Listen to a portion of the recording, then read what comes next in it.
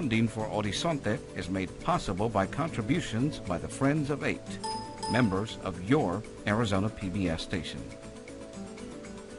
Thanks for joining us. According to a new analysis by the Morrison Institute Latino Public Policy Center, Arizona's overall economy would benefit significantly if undocumented immigrants become U.S. citizens instead of simply legal residents.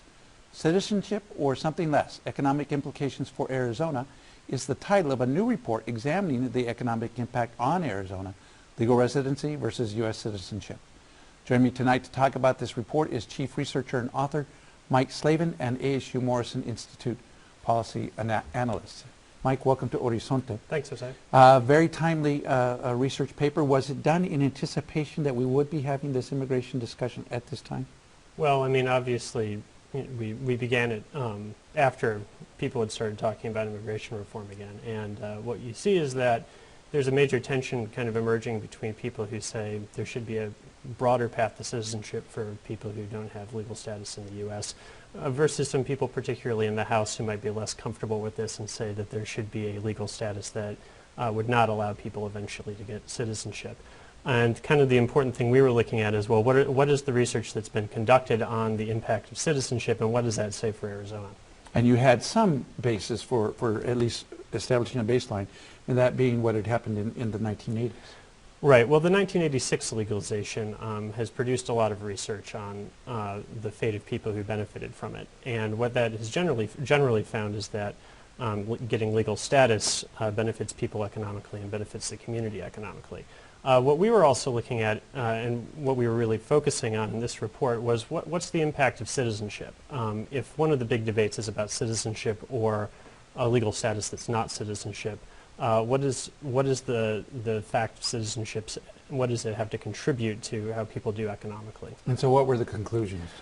Well, it's interesting because people who have naturalized, immigrants who become citizens, do better economically for all sorts of reasons. They tend to speak English better, they've been in the country for longer, they tend to have higher education levels, etc. But the really interesting thing is that there's all this research that suggests that citizenship itself plays an independent factor in terms of how much people earn at work, to the tune of about 8 to 11%. And so if you look at Arizona and how many people here who are working lack legal status right now, and look ahead about 13 years, you see that a reasonable estimate would be that in the first 5 years that people are allowed to become citizens, about a $500 million economic impact overall. And that assumes how many people, what percentage of people would actually apply for citizenship once they're eligible? Well, what we assume in the report is about half overall. And what we look at is the main legalization program from 1986, about, over time about 53%, maybe more, became citizens. And during the 1986 program, as it was being implemented, about 40% in the first 5 years became citizens. So when you kind of break that down and look to the future as to how many people might be gaining that status in Arizona, how many people are working, what they might be making, about $500 million emerges as the figure that we believe is a conservative and reasonable estimate. Now, you do hear people saying that there's really not that much interest in citizenship versus legal residency, that most of the people who are here undocumented would be perfectly happy just as long as they can get legal status.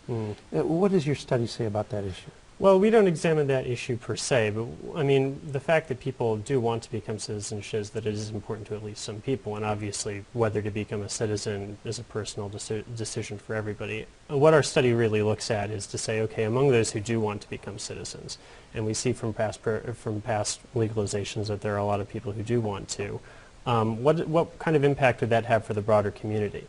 And what we find is that, when people would benefit from this kind of 8 to 11% bump in their earnings that on average occurs because people are citizens, that equates to something that's significant for Arizona as a whole. So as to whether it's important to people to become citizens, I mean, that's something that you'd have to ask them. But I think that what you see in the data and in past experience is that a lot of people do take that opportunity, and that the social science and economics is strong, that when they do that, it tends to benefit the broader community. So this certainly addresses the question of whether there should be a path to citizenship, and I assume the answer is yes, at least based upon the economic benefits. But what about the time gap? Right now, the proposal is for most people, with some exceptions, but most people, it'd be 13 years before they're even eligible. Right. I mean, the 1986 program was shorter, and this one is longer, and it's also would be much larger. You know, you're talking about 11 million people. It may not be completely feasible to process that many applications and to go through all those steps in a shorter period of time.